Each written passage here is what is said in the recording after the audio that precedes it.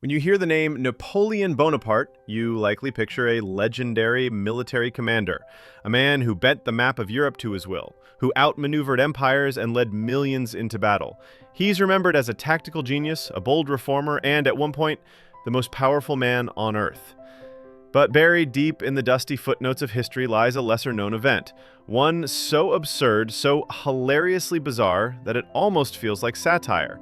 Because once, the mighty Napoleon, Emperor of France and Scourge of Kings, was chased off a battlefield by a mob of bunnies.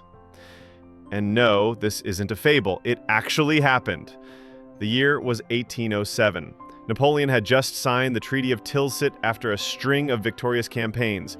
Europe, for the moment, was at peace.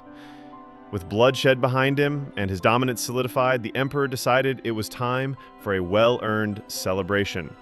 And not just any celebration, a grand aristocratic event complete with music, feasting, and what had become a traditional pastime among the elite, a rabbit hunt.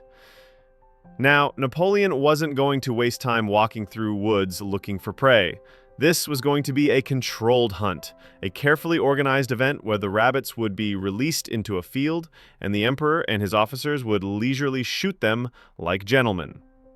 To set it up, Napoleon handed the task to his trusted chief of staff, Marshal Alexandre Berthier. And that, right there, is where everything began to unravel. Berthier, wanting to impress his emperor, went big. He ordered hundreds, maybe even thousands of rabbits from local farmers to ensure the event was a success.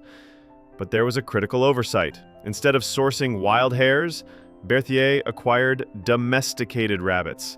The soft, cuddly, well-fed kind raised in cages, not the sharp, twitchy, wild ones that know to flee at the first sound of footsteps. The day of the hunt arrived. The sun shone. The field was prepared. Guns were loaded. Napoleon and his inner circle stood poised, ready to assert their dominance not over nations this time, but over nature itself. The cages were brought forward. The rabbits were placed along the grassy field. Everyone was expecting a civilized, controlled spectacle. And then the cages were opened. At first it was charming, a few rabbits blinking in the sunlight, hopping slowly through the grass. But then something peculiar happened. Instead of darting away in fear, as wild rabbits do, the fluffy crowd of bunnies turned and hopped straight toward the emperor. At first, the officers chuckled. A few curious rabbits approaching Napoleon? Funny, harmless. But then the wave grew. Dozens of rabbits became hundreds, then possibly thousands, a surging tide of fur and ears and twitching noses, charging directly at Napoleon Bonaparte. You see, these were rabbits who had spent their lives in captivity. To them, humans weren't predators. They were lunch providers.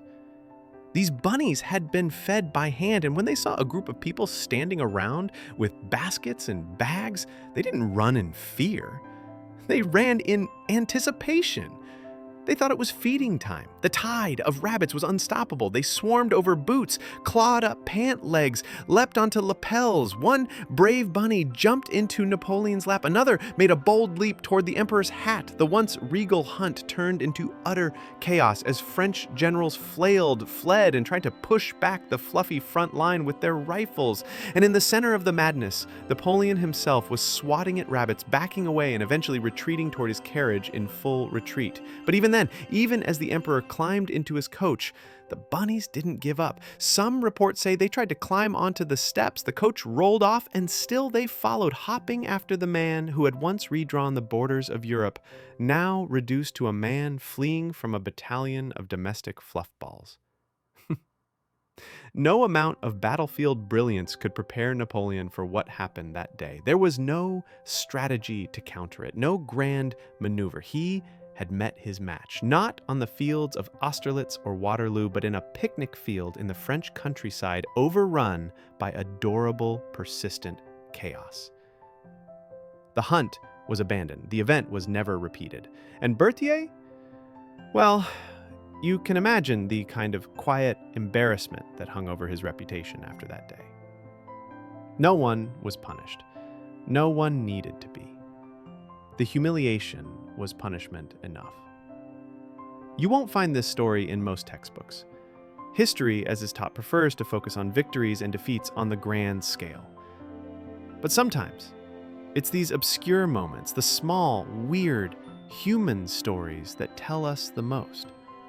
Because if a man like Napoleon, with all his brilliance, all his planning, and all his power, could be thrown into disarray by something as small and unexpected as a wave of confused rabbits, then maybe history isn't just shaped by generals and kings. Maybe it's also shaped by absurdity. And what does this strange little tale leave us with? Maybe a smile. Maybe a reminder that power is never total, and that sometimes the universe has a sense of humor. It whispers, "You think you control everything? Watch what happens when the rabbits are hungry." So the next time you look at a history book or think of empires rising and falling, remember, one of the most feared men in modern history, the Emperor Napoleon, was once defeated not by men, but by bunnies.